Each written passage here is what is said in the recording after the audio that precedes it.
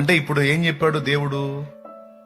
Bye, నా వాక్యాన్ని స్వీకరించు, వాక్యాన్ని ధ్యానించు, వాక్యాన్ని హృదయంలో నిలుపుకో, వాక్యానుసారంగా బతకటానికి నీ అడుగులు నువ్వు జాగ్రత్త చేసుకో.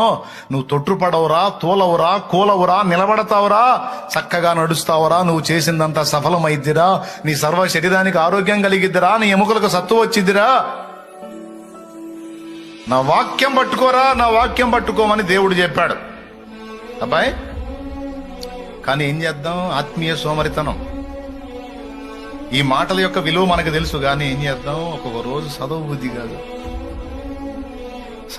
కాదు, ఒక రోజు, 2 రోజులు, 3 రోజులు, 4 రోజులు, కొంతమంది వారాలు, నెలలు కూడా చదవరు. ఆదివారం వచ్చినప్పుడు బైబిల్ తీసుకొని దులుపుతారు దుమ్ము అని. కోటానికి వచ్చి కాసేపు కూర్చొని మళ్ళా తీసుకెళ్లి నీట్గా అదే అల్మరాలో పెడతారు, మళ్ళీ ఆదివారం దులుపుతారు. చదవరు. ఇప్పుడు నీ ఆజ్ఞలను ప్రేమించువాడు నెమ్మదిగా ఉంటాడంటే వాటిని తిరస్కరించిన వాడు ఆందోళనలో బతుకుతాడని అర్థం. నీ వాక్యము నా హృదయంలో ఉంచుకున్నాను కనుక ఇక నేను పాపం చేయడానికి ఛాన్స్ లేదు అంటే వాక్యం హృదయంలో లేకపోతే జరిగిద్దని అర్థం.